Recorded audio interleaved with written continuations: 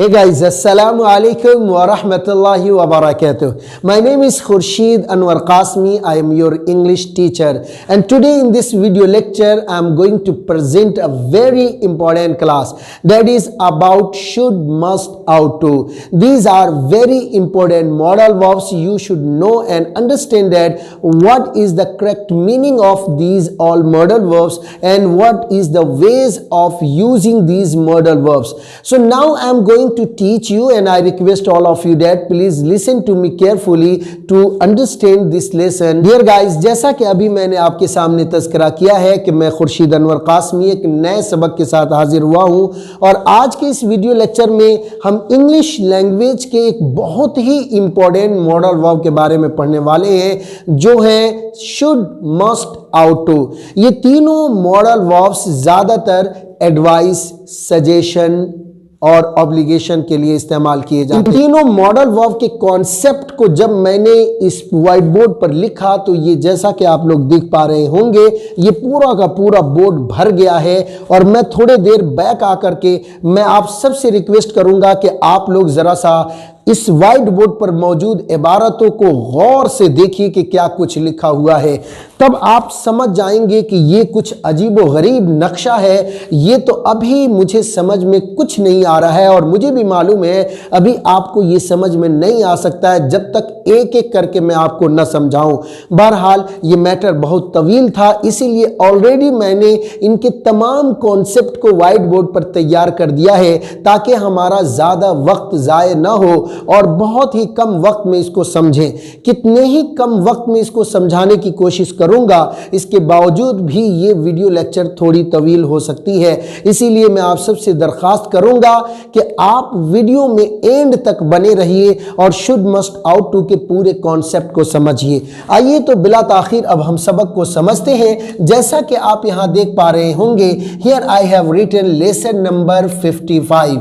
यहां मैंने लिखा है लेसन नंबर 55, जिसका टॉपिक है, हेडिंग है, use of modal verb should, must, ought to. Should, must, ought to के बारे में आज की इस वीडियो लेक्चर में हम पढ़ेंगे।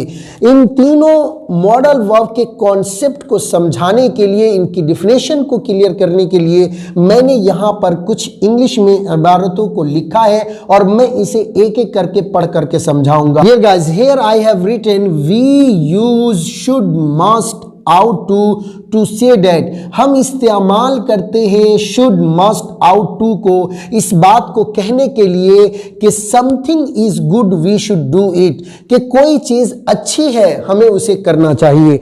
एंड और something is necessary we must do it, या कोई चीज़ का करना बहुत ज़्यादा ज़रूरी है हमें उसे ज़रूर करना चाहिए। डियर गाइस, जैसा कि आप सब जानते हैं कि हम इंसान एक दूसरे से मिलजुल करके रहते हैं, और जब हम आपस में मिलजुल करके रहते हैं और जब कभी हमें किसी बंदे से किसी तरह का कोई एडवाइस लेना हो या किसी साथी को किसी अच्छे काम के बारे में सलाह मशवरा देना हो, जब हम उसको ये कहना चाहते हैं कि my friend this is very good, you should adopt it, ये बहुत अच्छी चीज है, इसे तुम्हें इख्तियार करना चाहिए। For example, learning English is a good thing, अंग्रेजी सीखना एक अच्छी चीज है।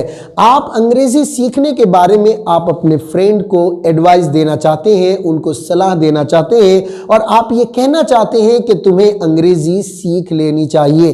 तब आप अपने साथी से कहिएगा कि you should learn English.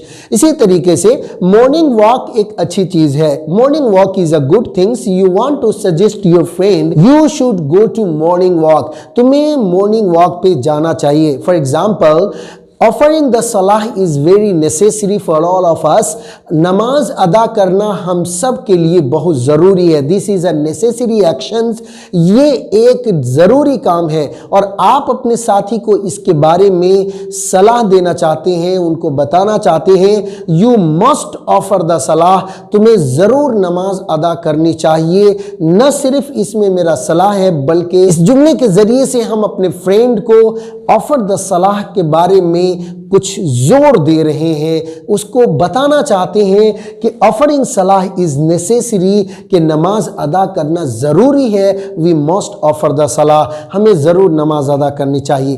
Dear students, so when you talk about the necessary actions और द गुड एक्शंस, जब कभी भी आप ज़रूरी कामकाज के बारे में या किसी अच्छे कामों के बारे में बातचीत करते हैं, तो उस वक्त हम इंग्लिश लैंग्वेज में लफ्ज़ शुड, मस्ट और आउट टू में से किसी एक को प्रयोग करते हैं। अब सवाल यह है कि जब हम इनको यूज़ करते हैं तो क्या इनके मानी में कुछ डिफरेंट है, या ठीक सेम माना के लिए हम लफ्ज़ शुड को भी यूज़ कर सकते हैं और मस्ट को भी यूज़ कर सकते हैं और आउट टू को भी यूज़ कर सकते हैं, या इनके मानी में कुछ डिफरेंट है। ये बात तो तय हो गई कि शुड हो या मस्ट हो या आउट टू, ये सब के सब एडवाइस यानी सलाह के लिए, मशवरा के लिए, किसी अच्छे काम को करने के बारे में सलाह देने के लिए इनको इस्तेमाल किया जाता है, या टेलिंग ऑब्लिगेशन यानी किसी फ़र्ज और लुज़ूम के काम काज के बारे में बातचीत करने के लिए इनको प्रयोग किया जाता है।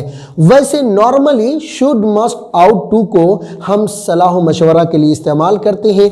अगर आप किसी साथी को नॉर्मल अंदाज में एडवाइस देना चाहते हैं, then you should use the word should, तब आपको लफ्ज़ शुड को प्रयोग करना चाहिए। And when you want to suggest somebody with force, लेकिन जब कभी आप किसी साथी को नॉर्मल अंदाज में नहीं बल्कि जोर दे करके आप उसको किसी काम को करने या ना करने के बारे में सलाह मशवरा दे रहे हैं, then you should use the word must, तब उस सूरत में आपको लफ्ज़ मस्ट को प्रयोग करना चाहिए। और जब कभी आप बहुत ज़्यादा जोर देना चाहते हैं किसी कार्य को करने के बारे में, so you should use ought to, तो आपको आउट टू इस्तेमाल करना चाहिए। जैसा कि पिछले वीडियोस में मैंने आपको लफ्ज़ कैन, कुड, मे, माइट को उनको परसेंटेज दे करके समझाया था, वैसे ही मैं आपके सामने शुड, मस्ट और आउट टू के मीनिंग के दरमियान जो डिफरेंस है, जो फ़र्क है, उसको इस परसेंटेज से समझाना चाहता हूँ।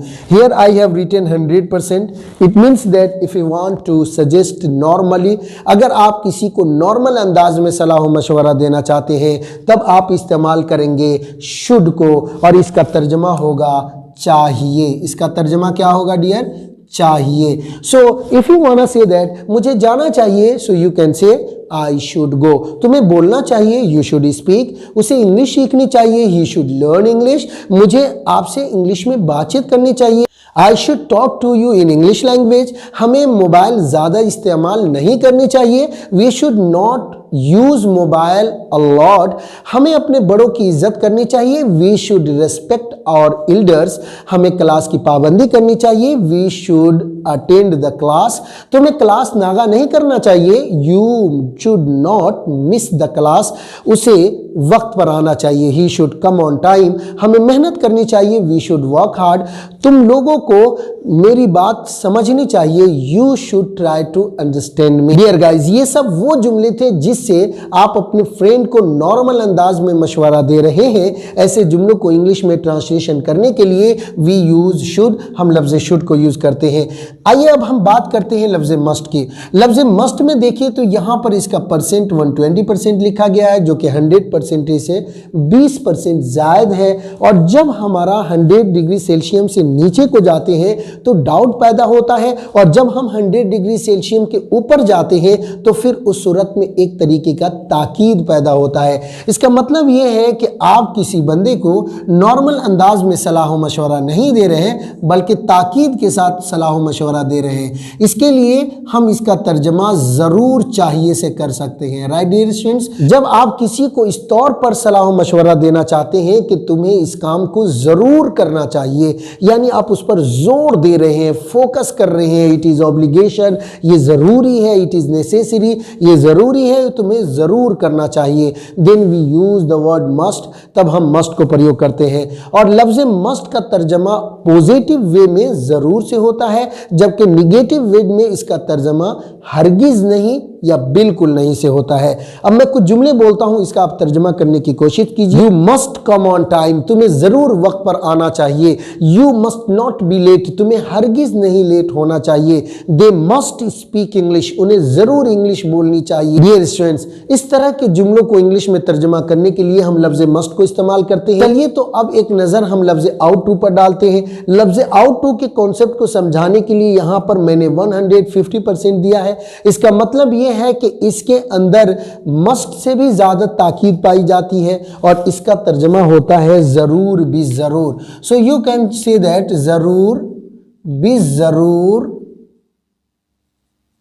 करना चाहिए। So when you want to suggest somebody, जब आप किसी को सलाह मशवरा देना चाहते हैं और बहुत ज़्यादा ताकीद के साथ उस काम को करने के बारे में आप उसे कह रहे हैं, तब आप कहिएगा you ought to come on time, तुम्हें ज़रूर भी ज़रूर वक्त पर आना चाहिए। अब खुद गौर कीजिए कि हम में से कितने ऐसे लोग हैं जो अपने लाइफ में ज़रूर भी ज़रूर जैसे शब्द को प्रयोग किए होंगे।